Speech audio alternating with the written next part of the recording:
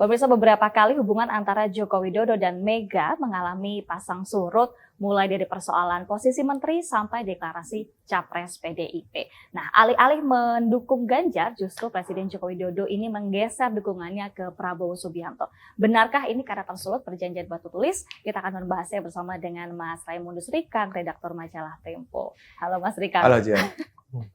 Masih soal ini ya, PDIP ya. Ya. Kali ini masih juga soal hubungan panas antara Jokowi dan Mega. Kali ini kenapa, Mas? Ya, sejauh yang kami temukan atau kami peroleh informasinya dari penelusuran dan liputan kami pekan ini, ada beberapa hal. Yang pertama adalah kesepakatan politik yang terjadi antara Ganjar dengan PDIP di batu tulis, begitu. Nah, sebagaimana mungkin pemirsa tahu dan mungkin Jian sudah pernah baca ya, bahwa perjanjian atau kesepakatan politik ini memuat beberapa hal yang harus diikuti atau kira-kira harus dilaksanakan oleh Ganjar kalau terpilih menjadi presiden pada pemilu 2024. Yang pertama adalah menjalankan ajaran atau ideologi Bung Karno. Terus kemudian yang kedua dan ketiga adalah PDIP berhak untuk atau bisa menentukan calon wakil presiden dan juga susunan kabinet. Kemudian yang terakhir adalah Ganjar tidak diminta untuk tidak ikut campur dalam suksesi kepemimpinan PDIP. Jadi perjanjian atau kesepakatan ini yang kemudian membuat Presiden Jokowi merasa kehilangan peran atau perannya semakin kecil begitu ya. Kalau tidak ada keterlibatan Jokowi dalam perjanjian tersebut? Ya, tentu saja karena kalau kita tarik ke belakang begitu kan, dalam peristiwa deklarasi Ganjar di batu tulis itu kan Presiden baru datang beberapa jam sebelum pengumuman.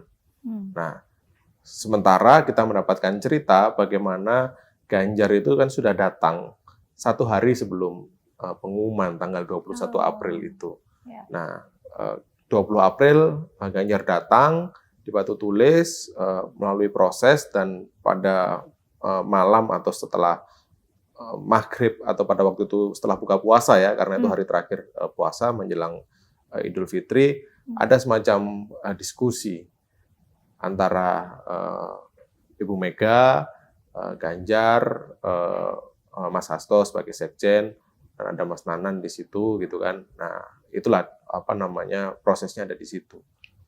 Baik. Nah, artinya ini kedua belah pihak ya, baik dari Mega dan PDIP dengan Jokowi sama-sama ingin mengambil peran yang penuh untuk siapa capres dan cawapres berikutnya, Mas? Iya, tentu saja bisa dibaca demikian, Jihan ya, karena mereka ingin terlibat atau mengambil peran penuh dalam penentuan calon presiden dan calon wakil presiden.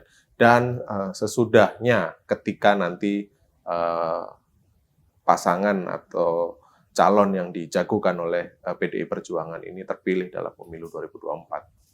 Baik. Nah, Mas, kemudian akhirnya kan kita mendengar bahwa isu yang santer saat ini adalah Jokowi menggeser dukungan ke Prabowo. Ya. Tapi itu benar ya? Kalau emang benar, indikasinya kira-kira apa saja sih? Ya, memang Jokowi belum pernah secara terang-terangan atau belak-belakan mengatakan bahwa saya mendukung Prabowo gitu kan. Belum pernah ya? Ya, belum pernah. Sampai sekarang ya? Sebagaimana Jokowi dulu tidak pernah secara terang-terangan atau belak-belakan menyatakan dukungan kepada Ganjar, hanya melewat simbol, hanya lewat sinyal-sinyal tertentu, rambut putih, berkerut, pada waktu acara Projo di Magelang tahun 2022 disampaikan bahwa calon yang kita dukung ada di sini dan seterusnya lewat simbol-simbol, sinyal-sinyal tertentu. Sama, jadi dukungan atau pergeseran dukungan itu memang belum pernah dinyatakan secara terang-terangan atau belak-belakan, tetapi dalam penelusuran atau liputan kami menemukan cerita atau mendapatkan cerita bahwa ekspresi dukungan itu disampaikan dalam beberapa kesempatan, gitu kan. Yang pertama misalnya ketika Presiden bertemu dengan pengurus Partai Solidaritas Indonesia. Di situ disampaikan bahwa ada kemungkinan saya mendukung Pak Prabowo di situ. Nah, ketika kami konfirmasi kepada Grace Natali yang sekarang menjadi wakil ketua Dewan Pembina, Mbak Grace tidak membantah isi atau pesan atau arah dukungan itu. Gitu. Jadi Mbak Grace mengatakan kepada kami bahwa kami mendukung apapun keputusan Pak Presiden. Jadi tidak membantah dan juga kira-kira begitulah. Terus lagi-lagi dengan simbol atau sinyal, misalnya bagaimana Gibran ada pertemuan dengan relawan begitu ya di Solo ya. Terus kemudian relawan itu mendeklarasikan dukungan kepada Pak Prabowo. Nah, sinyal-sinyal seperti ini yang menunjukkan bagaimana arah dukungan Jokowi sekarang. Sementara kita ingat Gibran juga bagian dari PDIP ya. Ya. Bagaimana sih sebetulnya respons dari partai sendiri melihat beberapa kadernya termasuk Gibran maupun kita tahu juga Ibu Mega beberapa kali menyebut Jokowi juga sebagai petugas partai, tapi istilah kata apa Mas, membelot itu tepat atau tidak? Iya, Gibran sendiri kita tahu sudah dipanggil oleh PDI ya, sudah dipanggil dan kemudian di situ menjelaskan bahwa kenapa dia menerima Pak Prabowo dalam berbagai kesempatan di Solo. Itu berdasarkan narasumber kami mengatakan bahwa ya karena ada menteri dari pemerintah pusat, menteri dari Jakarta, dia kepala daerah ya mau tidak mau menerima kunjungan itu, kira-kira begitu. Baik. Nah, tapi Jokowi kita tahu beberapa kali kita mendengar istilah Jokowi sebagai seorang kingmaker. Ya. Terbukti atau enggak sih Mas dengan isu pergeseran dukungan terhadap sosok lain setelah sebelumnya siapa tapi sekarang siapa gitu? Beneran nggak sih sebenarnya dia itu kingmaker? Ya, kalau kita melihat atau memotret bagaimana pergeseran dukungan itu, setidaknya sudah ada survei yang bisa melihat atau menggambarkan bagaimana pergeseran dukungan itu mulai terasa dampaknya gitu ya. Survei Litbang Kompas misalnya yang terbaru pada Mei 2023, di situ terlihat bahwa meskipun masih kalah besar ya, artinya pemilih Jokowi itu memang mayoritas atau sebagian besar masih mendukung Ganjar Pranowo. Di urutan kedua Prabowo Subianto, tetapi ada pergeseran suara pemilih Jokowi yang Januari, kemudian dipotret 5 bulan kemudian di bulan Mei, ada pergeseran masing-masing sekitar 5%. Begitu. Jadi Prabowo bertambah 5%, sementara pemilih Jokowi ke Ganjar berkurang 5%. Oh, jadi gitu. Perpindahan itu perpindahan itu bisa terbukti ya? Setidaknya ya kalau kita membaca dari berbagai atau hasil survei Litbang Kompas itu, jadi terlihat dari situ. Kalau situasi di internal PDIP sendiri, kembali ke soal pasca deklarasi kemarin ya, 1 hari jelang Idul Fitri, sampai sekarang ada dinamika apa lagi sih Mas? Iya, kita tahu bahwa sebelum pencapresan itu ada 2 calon. Sebelum pencapresan ada 2 calon? Iya, ada Ganjar Pranowo dan Puan Maharani ya. Dan ketika Megawati mengumumkan tanggal 21 April itu calon presiden dari PDI Perjuangan adalah Ganjar Pranowo, memang masih ada konsolidasi. Pak Ganjar sendiri ketika wawancara khusus dengan kami di Semarang pekan lalu mengakui bahwa ada konsolidasi setelah pengumuman di Batu Tulis itu. Artinya pendukung atau loyalis Puan perlu waktu untuk kemudian menerima keputusan ini. Bahkan hingga saat ini, Mas? Ya masih ada lah proses-proses konsolidasi itu. Mas Ganjar sendiri mengakui misalnya dia menemui politikus-politikus atau elit PDIP yang menjadi loyalis atau pendukung Puan Maharani. Nah, proses konsolidasi ini yang diakui oleh Ganjar sedang berjalan dan dia sendiri melakukan itu dengan menemui elit-elit PDIP yang dulu menjadi loyalis Puan. Kalau Ganjar sendiri tingkat loyalitasnya juga terhadap komitmennya dia sendiri untuk setelah dicapreskan oleh Ibu Mega, kemudian dia tahu sendiri seharusnya punya kesadaran kalau dulu orang yang berharap dia menjadi suksesornya begitu ya juga menggeser dukungan. Responnya seperti apa? Ya, tentu saja ini berdasarkan wawancara kami ya dengan Ganjar di Semarang pekan lalu. Ketika kami menanyakan soal kepada siapa loyalitas Anda sekarang begitu. Ganjar mengatakan saya punya dua loyalitas. Seperti halnya keping mata uang yang tidak dapat dipisahkan. Sebagai gubernur, bagian dari pemerintahan, dia loyal kepada Presiden Jokowi sebagai pemerintah pusat. Tapi sebagai kader partai, dia mengatakan bahwa saya loyal kepada Ibu Mega. Jadi saya pikir itu yang dia katakan kepada kami ya ketika wawancara itu. Jadi ada peran gitu yang dia sampaikan atau dia tempatkan dalam ruang tertentu sebagai pejabat publik, kepala daerah, dan sebagai dalam istilah Jihan tadi ya petugas partai gitu. Jadi itulah loyalitas yang dia sampaikan ke kami. Tapi kan nanti pada saat Presiden Jokowi sudah selesai masa jabatannya, artinya dia kembali ke tempat di mana dia bernaung, artinya Partai PDIP. Itu bagaimana, Mas? Ya, saya pikir ini peran yang akan dia mainkan gitu ya. Dia peran yang akan dia jalankan begitu ya. Jadi kalau terpilih gitu ya, kalau terpilih tentu saja dia tidak bisa lepas dari status sebagai kader atau capres dari PDI Perjuangan. Nah, disinilah kemudian bagaimana peran atau bagaimana dia merujuk kepada tokoh yang akan mungkin dia mintai pendapat dan seterusnya itu.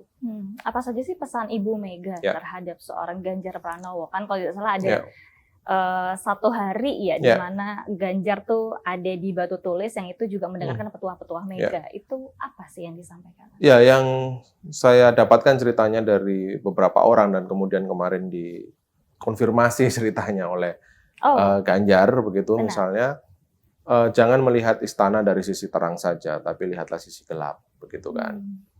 Lalu juga bagaimana Ibu Mega mengevaluasi jalannya pemerintahan Jokowi selama 10 tahun terakhir begitu kan, mulai dari program infrastruktur, terus kemudian impor bahan pokok, dan juga bagaimana cara Jokowi mengambil keputusan-keputusan politik terutama dalam hal memilih menteri di kabinetnya. Itu menjadi salah satu poin yang disorot oleh Megawati dan disampaikan kepada Ganjar. Apakah artinya Mega ingin seorang Ganjar ini menjadi antitesis mungkin dari seorang Jokowi, atau justru ada beberapa hal yang memang tetap harus dicontoh dari seorang Jokowi? Saya membacanya tidak demikian ya, Jian ya. Jadi itu mungkin adalah pesan yang disampaikan oleh Ketua Umum Partai kepada kadernya begitu. Kalau terpilih, kita sudah pernah 10 tahun memerintah gitu kan, kira-kira ada baik dan ada buruk, ada positif dan ada negatif. Nah, hal-hal yang sudah terjadi dan sudah dilakukan selama 10 tahun Presiden Joko Widodo ini yang kemudian coba dievaluasi dan apa yang bisa diperbaiki, apa yang bisa dilakukan jika terpilih kelak. Mungkin itu pesan yang ingin disampaikan Megawati kepada Ganjar. Nah, Mas, apakah Ganjar pada saat ketemu dengan teman-teman Tempo nih, termasuk Mas Rikang juga waktu itu ke sana. Nah, ia sempat menanggapi soal kekhawatiran, keresahan, kecemasan masyarakat yang mana kita tahu selalu dianggap istilah yang paling sebenarnya kurang enak didengar, tapi ini kita sering mendengar adalah capres boneka dan segala macam yang dikendalikan oleh partai dan segala macam. Sempat mengomentari soal itu? Ya, tentu kami tanya karena istilah ya calon boneka atau petugas partai lah yang kerap disebut atau istilah yang sering dipakai oleh teman-teman PDIP itu kan petugas partai gitu ya. Jadi kepada kami Ganjar mengatakan bahwa istilah petugas partai itu status atau sebutan yang untuk mengatakan bahwa Anda nanti ketika terpilih harus menjalankan amanat rakyat. Itu kata Ganjar ke kami. Jadi petugas itu artinya ada tugas, ada tanggung jawab yang diberikan partai kepada Anda sebagai pejabat publik. Apa tugas itu? Adalah melayani dan menjalankan amanat rakyat. Itu yang kata Ganjar kepada kami. Jadi bagaimana dia menerjemahkan petugas partai itu kira-kira begitu. Gitu. Baik. Dan tentu saja kami ada pertanyaan dong yang tetap mengkritik begitu ya, atau cukup kritis itu. Misalnya bagaimana ketika para ketua umum cawe-cawe dalam hal penentuan menteri. Nah, seberapa independen dalam mengambil keputusan ketika Anda dihadapkan pada situasi seperti itu. Nah, hal-hal semacam itu yang perlu kita gali ya, sehingga kita bisa tahu nih positioning ketika andai dia terpilih sebagai presiden, apakah dia betul-betul manut kepada partai atau dia bisa independen dalam mengambil keputusan. Dan gitu. tanggapan Ganjar? Dia mengatakan bahwa justru akan membuat presiden klub gitu kan, komunitas yang berisi mantan presiden dan mantan wakil presiden, sehingga disitulah dia bisa meminta pertimbangan, meminta saran, meminta kritik, begitu jadi. Oke, tapi ini agak kontradiktif dengan di awal tadi sebutkan ada perjanjian batu tulis gitu, bahkan dia tidak punya wewenang untuk memilih cawapresnya sendiri. Sebenarnya bukan tidak berwenang sama sekali ya, tetapi PDIP bisa punya peran dalam menentukan calon wakil presiden dan kabinet yang ada ketika besok akan dibentuk kalau terpilih, begitu kan. Jadi bukan tidak diberi peran sama sekali begitu. Meski Ganjar ketika kami tanya begitu ya, ada nggak sih perjanjian batu tulis begitu? Dia membantah itu, tapi dia mengatakan bahwa ada arahan-arahan Megawati yang sifatnya konstitusional begitu dan evaluasi pemerintahan. Kira-kira begitu. Oke, masih menyinggung soal siapa cawapresnya Ganjar gitu ya. Kenapa sih Mas Ibu Mega ini seperti yang tertulis di laporan utama majalah Tempo pekan ini ya? Kenapa Ibu Mega itu punya arah condong ke cawapresnya adalah seorang Nahdliyin? Ya. Alasannya? Kami sudah mendapatkan info ini lama sekali begitu ya, sejak deklarasi, lalu kami mencoba ini pasti dinamika akan bergeser pada siapa wakilnya setelah ditetapkan Ganjar gitu kan. Dan informasi yang kemudian kami peroleh bagaimana di internal PDIP menguat skenario antara kelompok nasionalis dengan kelompok religius, koalisi Abang Ijo gitu ya. Semangka. Iya, koalisi semangka begitu, koalisi Abang Ijo, di mana hijau ini merupakan merah representasi PDIP sebagai partai nasionalis, hijau merupakan simbol untuk kelompok religius, dan selama ini PDIP punya track record atau rekam jejak berkoalisi dengan tokoh-tokoh Nahdliyin begitu. Dari Bu Mega menjadi wakil presiden dari Gus Dur ya. Gus Dur kemudian naik menjadi presiden. Waktu itu kemudian wakil presidennya Pak Hamzahas.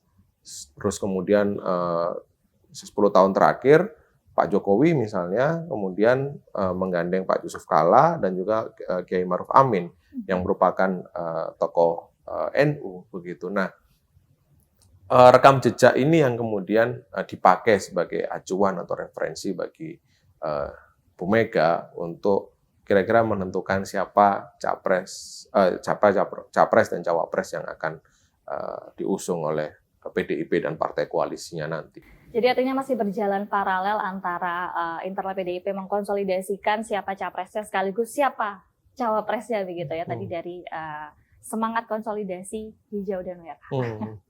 Baik, terima kasih banyak sekali lagi Mas Rika sudah join lagi di Cakap-Cakap kali ini. Bagi pemirsa yang ingin mengetahui lebih lanjut soal laporan utama pekan ini dengan judul cover Cawe-Cawe Jadi Rame, silakan langsung baca di majalah.tempo.co dan juga dapatkan majalah versi cetaknya.